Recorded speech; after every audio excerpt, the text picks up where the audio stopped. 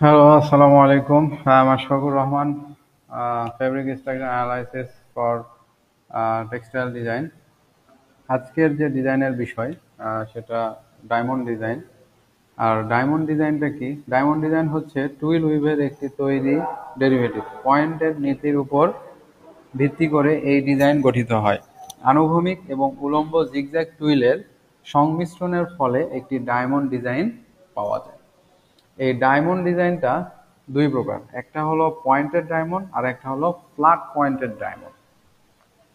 তো এই ক্ষুদ্রতম ডায়মন্ড ডিজাইন, এটার যে ক্ষুদ্রতম ডিজাইন সেটা হয় আমাদের 4x4 ঘরের এবং এর ড্রাফটিং পয়েন্টেড হয়ে থাকে।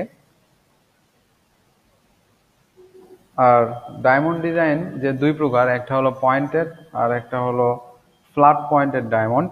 তো সেক্ষেত্রে আমরা যে ডায়মন্ড ডিজাইনটা করব সেটা পয়েন্টেড ডায়মন্ড। এই পয়েন্টেড ডায়মন্ডটা কিভাবে করা যায়?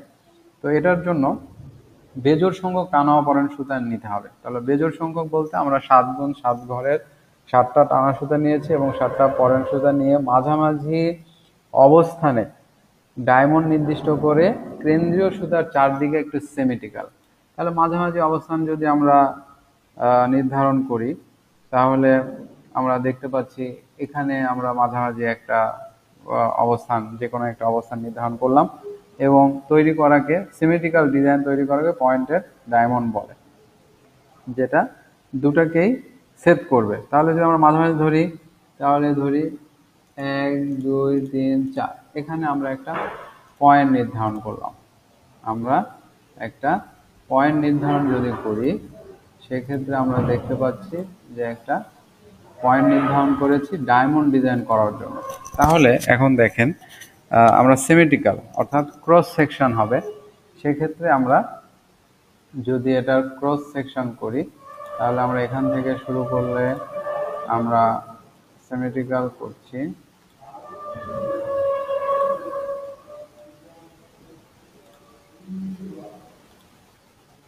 সিমেট্রিক্যাল করছি, দেখেন এটা হলো। এরপর আমরা সিমেট্রিক্যাল ওয়েতে এ পাশ থেকে যদি করি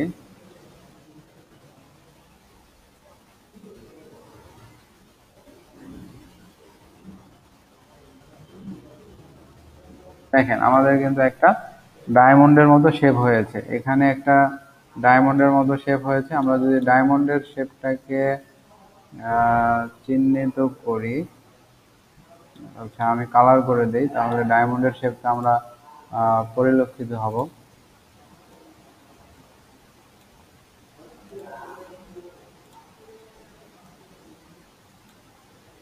ডায়মন্ডের শেপটা আমরা পরিলক্ষিত হচ্ছি যে কিভাবে আসলে আমাদের এটা ডায়মন্ড হচ্ছে। দেখেন এটা একটা ডায়মন্ডের মতো শেপ হয়েছে। এখানেও দিতে হবে, এটা আমাদের একটা ডায়মন্ড হয়েছে।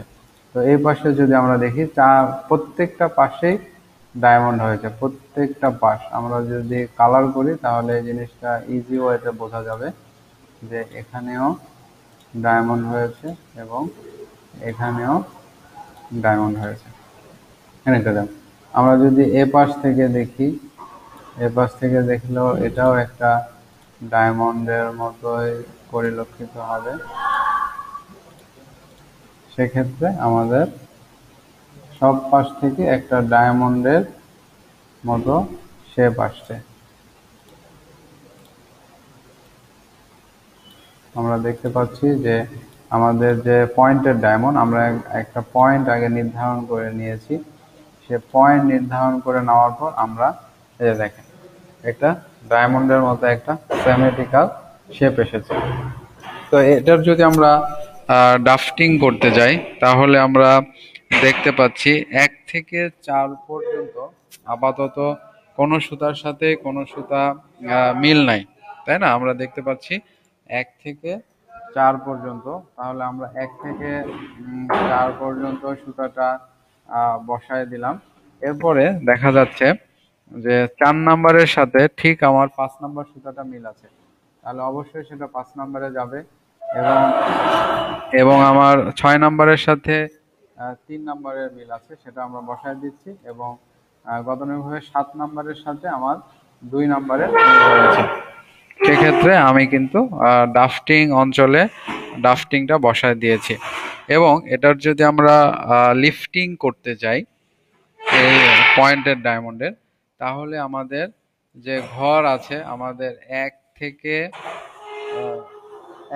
4 পর্যন্ত যে ঘরটা ছিল, আমরা 1 থেকে 4 পর্যন্ত ঘর যদি কপি করি তাহলে কিন্তু এটা লিফটিং হয়ে যাবে। বিকজ আমার এখানে মিল আছে, আমার 3টা সুতার সাথে 3টা সুতা মিল আছে, আমার 4-এর সাথে 5 মিল আছে, 3-এর সাথে 6 মিল আছে এবং 2-এর সাথে 7 মিল আছে।